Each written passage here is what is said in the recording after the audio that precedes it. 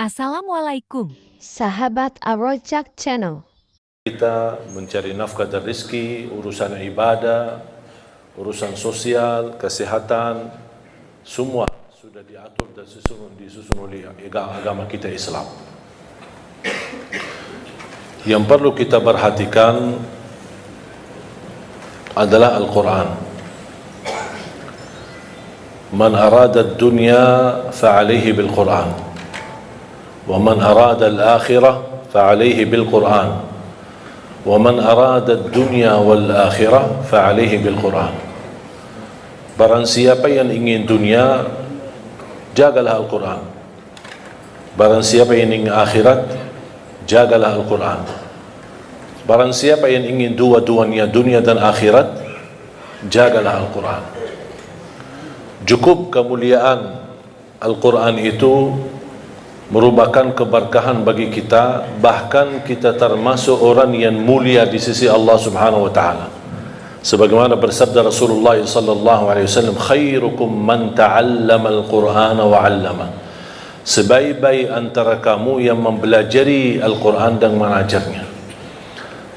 Kalau anda ingin menjadi orang yang sebaik-baik yang disebut oleh Rasulullah SAW, sebaik-baik manusia, sebaik-baik antara kalian, jagalah Al-Quran. Bahkan ayat yang pertama yang Allah turunkan kepada Nabi Muhammad SAW, Iqra bismi rabbikal ladzi khalaq. Bacalah. Apa yang dibaca? Buku? Bukan. Al-Quran. Dan tidak ada kitab manapun yang kita bacanya dan kita mendapatkan setiap satu huruf 10 kebaikan selain Al-Quran. Hadis pun tidak dapat 10 kebaikan dalam setiap satu huruf kita baca. Innamal a'malu binniyat. Tidak ada sebutan setiap satu huruf innamal a'malu binniyat kita dapat 10 kebaikan. Hadis Nabawi, hadis Qudsi, kitab apa saja tidak bisa mendapatkan selain Al-Quran. Sebagaimana bersabda Rasulullah SAW, man qara harfan min kitabillah, barang siapa yang membaca satu huruf dari kitabullah akan mendapatkan satu kebaikan, dan satu kebaikan dilipatkan menjadi 10 kali lipat. Bismillahirrahmanirrahim 19 huruf dari segi ucapan, tapi tertulis pahala 190.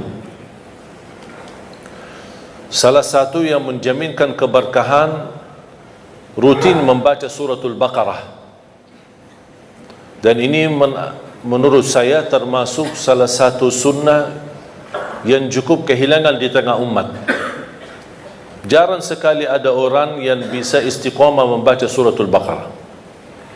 Padahal kalau kita baca suratul Baqarah secara rutin dan bacaan kita standar, cukup lancar, saya tidak terlalu lancar tapi cukup lancar, standar, insyaAllah 1 jam kita tuntas selesai suratul Baqarah. Tapi sering kita membaca, tapi kita merasa kepanjangan. Memang suratul Baqarah surah yang paling panjang dalam Al-Quran. Tapi kenapa kita bisa merasa kepanjangan? Karena ketika kita membaca suka melihat halaman belakang, makanya tidak baca-baca. Itu yang membuat agak keberatan. Kita sudah semangat memulai, kita ingin meraih pahala yang begitu besar. A'udzubillahi minasyaitonirrajim. Bismillahirrahmanirrahim. Alif Lam Mim. Dzalikal kitabu la raiba fihi hudan lil muttaqin alladzina yu'minuna bil ghaibi wa yuqimuna as-salata wa mimma razaqnahum yunfiqun. Kita semangat membaca sambil kita melihat, oh ya, kapan habisnya?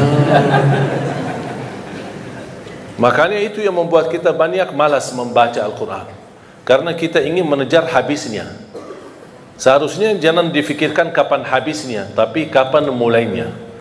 Sejauh apapun jaraknya, kalau kita tidak berlangkah tidak bakal sampai. Dan sedekat apapun kalau kita tidak berlangkah sama sekali tidak bakal sampai. Tapi sejauh apapun langkah kita, jarak kita, tapi kalau kita berlangkah walaupun satu, insyaAllah bakal sampai. Begitu juga Al-Quran. Makanya kalau kita baca, saya nasihatkan, jangan coba-coba buka halaman belakang. Jangan coba-coba pindahkan halamannya, kecuali kalau sudah selesai halaman tersebut baru pindah. Tapi jangan hanya sebatas mau melihat, jangan. Karena itu usaha dari syaitan. Syaitan mengajak kita lihat. Buat apa lihat? Ya lihat kan mau tahu targetmu baca berapa. Oh gitu ya. Begitu kita baca, lumayan banyak. Datang setan di situ membuat kita berat. Padahal kita semangat. Tapi sifat manusia ingin menuntaskan sesuatu dengan cepat. Tidak mau lambat-lambat.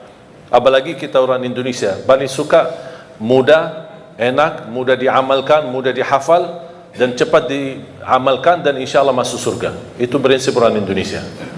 Dan saya sudah hafal prinsip orang Indonesia. Makanya saya bikin buku 20 amalan ringan tapi pahalanya sangat menakjubkan. Dan ini tidak laku di Arab, laku di Indonesia.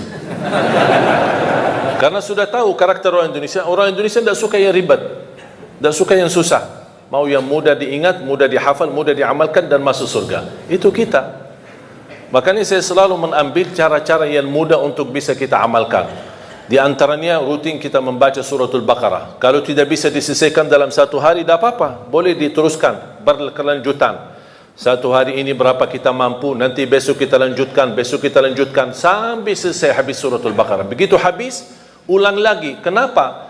Karena Rasulullah sallallahu alaihi wasallam bersabda di hadis yang sahih, "Alaikum bi suratil Baqarah, fa inna akhdhaha barakah wa tarkuha hasrah wa la tastati'uha al-batalah." Ambillah suratul Baqarah, karena sesungguhnya barang siapa yang membawa suratul Baqarah, dia telah membawa keberkahan. Wallahi terjamin berkah dalam segala hal. Ibadah berkah, rizki berkah, rumah tangga kita berkah, kemanapun kita pergi membawa keberkahan karena dahsyatnya suratul Baqarah. Barang siapa yang meninggalkan suratul Baqarah, kata Rasulullah, bakal nyesal. Mau enggak kira-kira jadi orang yang nyesal? Wala tastati'uha al-batala. Dahsyatnya kekuatan suratul Baqarah tidak bisa dilawan oleh syaitan. Godaan, jin, alam gaib, halu makhluk, godaan, gangguan. Ini semua mereka, tukang dukun, tukang sihir, tukang ramal, mereka semua tidak bisa melawan suratul Baqarah. Saking dahsyatnya dan kuatnya suratul Baqarah. Bahkan Al-Baqarah itu merupakan ruqyah untuk diri sendiri. Jangankan suratul Baqarah sendiri mulia, satu ayat di dalam suratul Baqarah, ayat kursi, satu ayat, sebagaimana bersabda Rasulullah SAW, "Man qara'a ayat al-kursi dubura kulli salatin laysa bainahu wa bainal jannati illa yamut." Barang siapa yang membaca ayat kursi setiap habis salat fardu, dijamin masuk surga. Tidak ada sesuatu yang menghalanginya kecuali menunggu mati. Coba bayangkan, cuma satu ayat jaminan masuk surga. Kalau satu ayat kursi jaminan masuk surga, kira-kira gimana suratul Baqarah? Gimana lagi 30 juz Al-Quran? Makanya saya sering mengingatkan jamaah, apapun kesibukanmu, buru-buru, ada meeting, ada janji, tidak bisa bertahan lama di musalla atau di masjid, paling tidak habis istighfar, Allahumma antas salam wa minkas salam, sampai selesai, baca langsung ayat kursi. Baca langsung ayat kursi. Habis itu silahkan bobar, bebas. Terus zikir-zikir habis salat gimana? Tak apa-apa, sambil jalan. Subhanallah, subhanallah, subhanallah. Naik motor, jalan kaki, naik mobil, sambil jalan. Alhamdulillah, alhamdulillah, alhamdulillah, Allahu Akbar, Allahu Akbar. Tapi jangan sampai tertinggal ayat kursi habis salat. Jaminan masuk surga. Masa tak mau masuk surga cuman karena baca ayat kursi? Man qara ayat al-kursi dubura kulli salatin. Barang siapa yang membaca ayat kursi setiap habis salat, dijamin masuk surga. Tidak ada sesuatu yang mampu menghalanginya kecuali menunggu mati. Man qara ayat al-kursi 'inda an-naum kana lahu min Allahi hafidh wa la yaqrabahu syaitan. Barang siapa yang membaca ayat al-kursi ketika mau tidur, akan dia termasuk dalam dijaga oleh Allah, dalam lindungan Allah, dan tidak akan didekati oleh syaitan. Jangan digoda, tidak didekati oleh syaitan. Ini berkatnya surat ayat-ayat kursi. Jamaah sekalian dimuliakan Allah Subhanahu wa taala. Banyak keberkahan dalam Al-Quran, banyak anugerah, banyak kenikmatan. Salah satu amalan sederhana, tapi Rasulullah SAW tidak pernah tinggalkan. Sampai di saat sakratul maut, Rasulullah SAW masih mengamalkan. Walaupun secara fisik, karena menghadapi sakratul maut, Rasul tidak mampu mengangkat tangannya, dibantu oleh Siti Aisyah radhiyallahu anha mengangkat tangan Rasulullah SAW. Baca 3 qul di saat mau tidur. Dalam kondisi duduk, menghadapi kiblat, tidak menghadapi kiblat, dan kita baca mulai caranya seperti Rasulullah SAW mengangkat tangannya seperti mau berdoa, tapi rapat tangan, kemudian dekati dengan mulut seperti ini. Dibacakan dalamnya 3 qul huwallahu ahad, al-falaq, an-nas. Selesai, tiup 3 kali. Tiup ya, bukan meludak ya. Tiup 3 kali. Baru usap badan dari kepala sampai ujung kaki, dari depan dan belakang. Kalau belakang sesuai kemampuan, jangan maksa-maksa. Ya, sesuai kemampuan. Kemudian habis selesai diulang lagi seperti ini. Baca qul huwallahu ahad, al-falaq, an-nas, kemudian tiup 3 kali. Kemudian usap badan dari kepala sampai ujung kaki. Sampai 3 kali. Seperti ini, qul huwallahu ahad, al-falaq, an-nas, kemudian tiup 3 kali, kemudian usap badan. Ini amalan tidak pernah Rasul tinggalkan. Sampai di sakratul maut, sudah menghadapi kematian, datangnya malaikatul maut, Rasul sudah secara fisik tidak mampu angkat tangan, saking begitu berat sakratul maut. Siti Aisyah yang temenin, Siti Aisyah mengangkat tangannya, Siti Aisyah yang mendekati tangan Rasulullah SAW dekat mulutnya Siti Aisyah. Siti Aisyah bacakan, kemudian tiup Siti Aisyah di tangan Rasulullah SAW, kemudian dia menggerakkan tangan Rasulullah SAW untuk usap badan Rasul sendiri. Kata Aisyah radhiyallahu anha, karena tangan Rasulullah jauh lebih berkah daripada tanganku. Makanya Siti Aisyah menggunakan tangan Nabi Muhammad SAW. Boleh kita berarti dalam contoh ini, kalau kita punya anak-anak sudah tidur duluan, kita boleh bacakan sambil tiup tangan kita, kemudian usap badan anak-anak kita. Wallahi amal itu dahsyat. Gangguan, sihir, hasud, mata orang, dengki, macam-macam orang yang mau menyakiti kita, insya-Allah dalam lindungan Allah Subhanahu wa taala. Disembuhkan dari segala penyakit rohani maupun jasmani. Dan ini disunnahkan setiap waktu mau tidur di malam hari.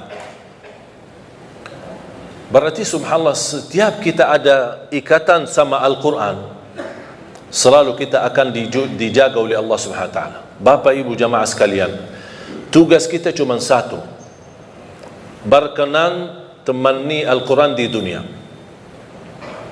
Berkenan temani Al-Quran di dunia, berteman sama Al-Quran di dunia. Itu hanya tugas kita, itu aja. Tahu enggak apa yang akan dibalas oleh Al-Quran? Kalau kita berkenan berteman sama Al-Quran di dunia, Al-Quran akan balas bukan hanya satu, tapi banyak sekali. Al-Quran akan berkenan temani kita di dunia. Al-Quran akan berkenan temani kita saat sakratul maut. Al-Quran akan berkenan temani kita saat kita di alam kubur, hayat barzakh, sendirian. Al-Quran akan temani kita saat menghadapi munkar nakir. Al-Quran akan temani kita saat dibangkitkan oleh Allah Subhanahu wa taala. Al-Quran akan temani kita saat dihisab. Al-Quran akan temani kita saat jalan di atas sirat menuju surga. Apakah begitu sampai ke pintu surga Al-Quran melepaskan? Tidak. Al-Quran masih berkenan temani kita sampai masuk surga. Apakah begitu masuk surga Al-Quran meninggalkan? Tidak. Masih Al-Quran bersama kita sampai naik ke derajat yang tertinggi di dalam surga Allah. Kata Rasulullah sallallahu alaihi wasallam, yuqalu liqari al-Quran, iqra warqa warattil kama kunta turattilu fid dunya fa inna manzilataka 'inda akhir ayatin taqra'uha. Sebagaimana kata Rasulullah SAW, nanti ahlul Quran di dalam surga disuruh baca, naik, baca, naik, dan tertil sebagaimana kamu tertil di dunia, karena posisimu di mana kamu berhenti baca, itulah derajatmu di dalam surga Allah Subhanahu wa taala. Kata Siti Aisyah radhiyallahu anha, adadu darajatil jannah bi'adadi ayatil Quran, falaysa fi ahli al-jannati a'la darajatan min ahli al-Quran. Jumlah tingkatan dalam surga Allah sesuai jumlah ayat Al-Quran. Oleh karena itu tidak ada yang lebih tinggi di dalam surga Allah daripada ahlul Quran. Coba bayangkan, tidak ada sesuatu amalan yang bisa menemani kita di dunia sampai akhirat, bahkan sampai menuju surga selain Al-Quran. Banyak amalan yang lain, sedekah, puasa, salat, ada manfaatnya, tapi yang berteman kita, menemani kita, bersama kita sampai ke surga, bahkan di dalam surga masih membawa kita naik ke derajat yang tertinggi, itu Quran. Makanya fantas kita memberikan perhatian sama Al-Quran. Yang aku heran, banyak orang Muslim tapi tidak mampu khatam Al-Quran. bertahun-tahun berlalu tapi tidak khatam Al-Quran sama sekali. Saya kaget ketika saya diundang di salah satu acara syukuran. Kenapa acara syukuran? Karena ada seorang anak yang sudah khatam Al-Quran. Dan begitu saya hadir, saya fikir kalau bahasa khatam Al-Quran di kota kita di Madinah, saya ingat waktu kita di Madinah, kalau kita bilang khatam Al-Quran berarti sudah hafal. Jadi saya diundang acara syukuran, katanya ini anak saya khatam Al-Quran. Subhanallah, Masya Allah. Begitu saya mau tes, kayaknya Ustaz salah faham. Ini kenapa? Oh, kami biasa ada budaya kalau kita khatam satu kali seumur hidup bikin acara syukuran. Oh, seumur hidup bikin acara syukuran. Masya Allah. Bukan Masya Allah, na'udzubillah. Kau berarti diajarkan, ditanamkan kepada anak kita cukup seumur hidup satu kali khatam Al-Quran.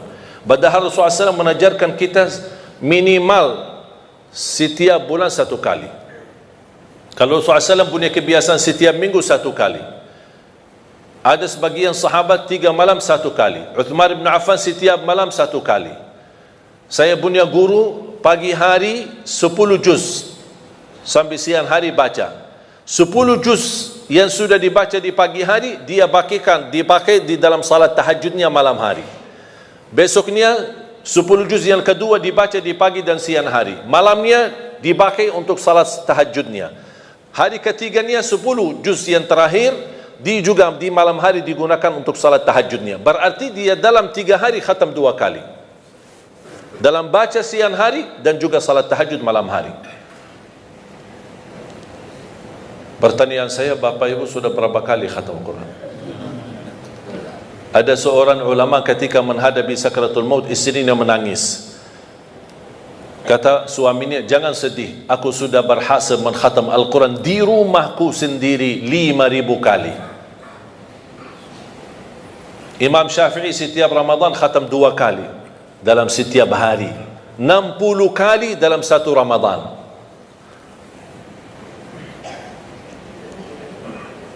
Kira-kira ada target enggak kita khatam Al-Quran? Banyak orang beralasan, saya sebenarnya ingin khatam Al-Quran, tapi saya tidak faham. Dan katanya kalau tidak faham, mendingan tidak usah baca daripada salah. Itu bisikan syaitan, bukan bisikan kiai. Ini syaitan yang berkata itu. Membaca Al-Quran sampai khatam walaupun tidak faham sama sekali, boleh. Membaca Al-Quran walaupun tidak baca terjemahannya sama sekali, saya jawab, boleh. Membaca Al-Quran walaupun tidak menhayati isinya sama sekali, saya jawab, boleh. Terus gimana kalau kita baca tidak faham? Tetap dapat 10 kebaikan dari setiap satu huruf. Itu dapat. Terus kalau kita mau lebih daripada 10 kebaikan, kalau kita baca dan faham, oh lebih tinggi lagi pahalanya. Kalau kita menhayati, oh jauh lebih mulia lagi pahalanya. Kalau kita menamalkan, oh lagi jauh lebih besar mulianya di sisi Allah SWT. Kalau tidak bisa semuanya, jangan tinggalkan semuanya. Oh ternyata aku orang awam cuman bisa baca, alhamdulillah, tidak rugi, dapat setiap satu huruf 10 kebaikan. Kira-kira mudah enggak kita khatam Al-Quran setiap bulan 1 kali? Kira-kira mudah enggak? Pak, mudah enggak? Jangan ngantuk dulu kok. 1 bulan 1 kali, bisa? Kira-kira bisa enggak? Saya kasih cara mudah. 1 hari 1 juz, 30 hari 30 juz. Coba sama-sama. 1 hari 1 juz, 30 hari 30 juz. Lagi? 1 hari 1 juz, 30 hari 30 juz. Lagi? 1 hari 1 juz, 30 hari 30 juz. Enteng kan? Enteng banget. Pakai banget lagi. Mudah sekali, tidak sulit. Tahu enggak Bapak Ibu kita butuh berapa lama untuk khatam 1 kali? Pernah enggak Anda coba? Saya pernah coba. Pakai HP dan timer. Habis subuh saya baca dari Al-Baqarah, Al-Fatihah, Al-Baqarah dan seterusnya sampai zuhur. 30 Tiba waktu zuhur, saya off timer. Salat zuhur, habis zuhur, on timer, lanjut. Sampai asar, off timer. Salat asar, habis asar, on timer, saya lanjut. Kira-kira saya butuh berapa lama khatam 30 juz? Tahu nggak hasil hitungan timer berapa? 10 jam, tamat 30 juz. 10 jam, tamat 30 juz. Sedangkan masih ada banyak orang 24 jam tidak bisa 1 juz. Malu nggak kita? 10 jam cukup khatam 30 juz. Ada banyak orang 24 jam tidak mampu 1 juz. Alasannya sibuk, belum ada waktu. Saya pernah praktik. Yang menjadi masalah sebenarnya terganggu dengan HP. Menurut saya ini HP musibah akhir zaman. Bisa digunakan kebaikan, bisa menantarkan ke surga, bisa juga menantarkan ke neraka. Tinggal kita milih. Saya menemukan dan terbukti secara nyata HP ini mengganggu. Saya baca 3 juz. Maaf, saya baca 10 juz dalam waktu 3 jam. Khatam. 3 jam lebih sedikit. 10 juz. Saya coba 10 juz yang sama di waktu 3 jam, tapi ada HP. Baca sebentar, WA sebentar. Baca sebentar, angkat telepon sebentar. Baca sebentar, jawab ini jamaah sebentar. Tahu nggak hasilnya? Sudah selesai 3 jam, saya cuma dapat 2 juz, tak sampai 3 juz. Baru saya tahu, oh ini dia yang bikin masalah. Masalahnya bukan kita sengaja membuat ganggu aktivitas ibadah, tetapi kita tidak sadar. HP ini tidak sadar kita sudah terlalai dari waktu. Begitu megang HP, pertama yang bangun tidur, pertama yang dilihat HP. Begitu mau tidur, terakhir yang dilihat HP. Kemana-mana bawa pergi, bawa HP. Masuk WC, bawa HP. Coba kalau kehilangan HP-nya, oh stresnya luar biasa. Tapi kalau kehilangan istrinya biasa-biasa. Jadi jamaah sekalian, sungguh ini HP sangat mengganggu aktivitas ibadah. Coba saya sekarang minta, anda ketika baca Quran, tolong dijauhkan HP.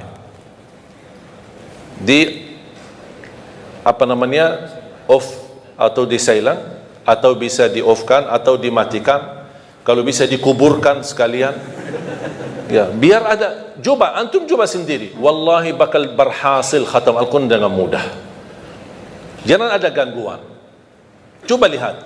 Allah sudah menjanjikan di dalam suratul Qamar ayat 17 dan diulangi beberapa kali di dalam suratul Qamar. Walaqad yassarnal Qur'ana lidzikri fahal min muddakir. Kami telah memudahkan Al-Quran untuk dipelajari. Siapa yang mau? Dan saya selalu berkata sama jamaah, bukan jamaah tidak bisa, tapi belum mau. Karena Allah berkata, siapa yang mau, bukan siapa yang bisa. Berarti kalau mau, pasti bisa. Kalau mau, pasti dapat janji Allah, kemudahan. Kami telah memudahkan Al-Quran untuk dipelajari. Jangankan dipelajari, bahkan bisa hafal, bahkan bisa insya Allah menjadi ahli Quran dunia dan akhirat. Ada seorang peserta di acara Hafiz Indonesia. Bapak Ibu suka nonton acara Hafiz Indonesia? Ada salah satu peserta namanya Kaila. Ingat gak Kaila? Ada Kaila sama Aila. Tahu gak Kaila itu bagaimana? Fisiknya apa? Orang buta.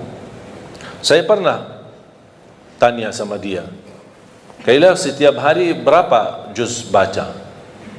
5 sampai 7 juz setiap hari. Dia buta. Saya langsung berkata, Kaila ini kan cukup berat dan cukup banyak. Kamu kan cukup ada alasan yang kuat di hadapan Allah. Bilang aja sama Allah, mohon maaf ya Allah, saya orang buta, tidak bisa baca Quran. Itu kan alasan, pasti Allah terima alasanmu. Apa kata beliau? Coba seorang anak usia 8 tahun, coba jawabannya seperti apa? Dia berkata, saya malu sama Allah menjadikan buta saya alasan tidak baca Quran. Kira-kira alasan kita apa? Apa yang kita mau bilang sama Allah?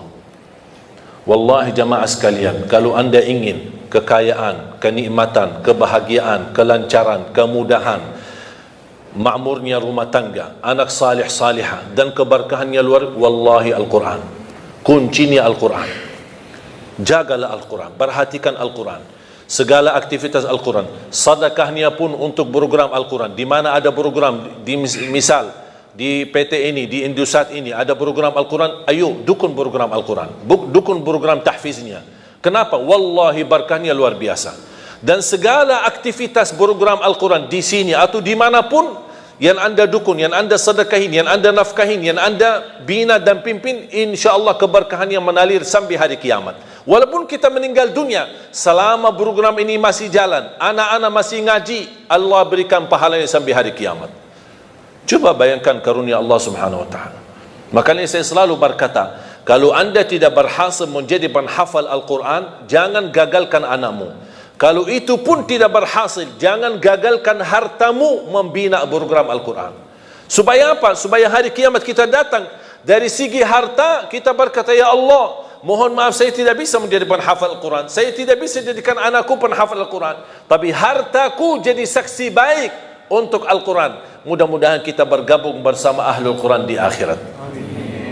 Makanya jamaah sekalian, tidak ada yang rugi sama Al-Quran. Saya titip terakhir amalan mudah untuk khatam Al-Quran. Tadi sudah saya kasih langkah pertama, 1 hari 1 juz, 30 hari 30 juz. Kira-kira mau nggak ya lebih mudah? Hah? Boleh? Ya. Kalau orang Indonesia ditawarkan, pasti mau. Selama masih ada yang lebih mudah, boleh. Saya kasih yang lebih mudah. Setiap waktu salat, kan ada salat 5 waktu kan? Setiap waktu salat baca 4 halaman. 4 halaman saja. 4 halaman berarti berapa lembar? 2. 4 halaman subuh, 4 halaman zuhur, 4 halaman asar, 4 halaman maghrib, 4 halaman isya. 4 halaman kali 5 berapa? 20. Quran seperti Quran Madinah atau seperti Quran Syamil, dan sudah banyak di Indonesia yang sama bentuknya sama seperti yang di Arab, itu sudah diratakan setiap 1 juz 20 halaman. Berarti kalau setiap salat 4 halaman anda sudah khatam, habis isya sudah khatam 1 juz. Jadi membaca 1 juz tidak harus sekaligus, bisa dibagi-bagi. Kira-kira cocok? Siap? Atau masih berat 4 halaman? Hah? Kira-kira masih mau lebih mudah lagi? Masih? Akan masih. Mau kan? Saya kasih lebih mudah lagi. 2 halaman sebelum salat, 2 halaman sesudah salat. Cocok? Kenapa 2 halaman? Datang, biasa saya tahu orang Indonesia, apalagi kalau hari kerja kan suka datang lebih awal. Ada yang suka, udah daripada nongkrong di luar tidak jelas apa, ambil air wudu, datang tahiyatul masjid, duduk sebelum sambil menunggu azan 10 menit 15 menit sudah selesai 2 halaman. Begitu habis salat sebelum bubar 2 halaman. Asal jangan bawa HP. Kalau sudah mulai megang HP, oh itu sudah terganggu, akhirnya tidak melur waktunya, tidak bisa istiqamah. Cocok? Siap? Saya tidak akan tanya bisa, karena saya yakin bisa. Yang saya tanya, mau atau tidak? Kalau mau, pasti bisa. Mau lebih mudah lagi?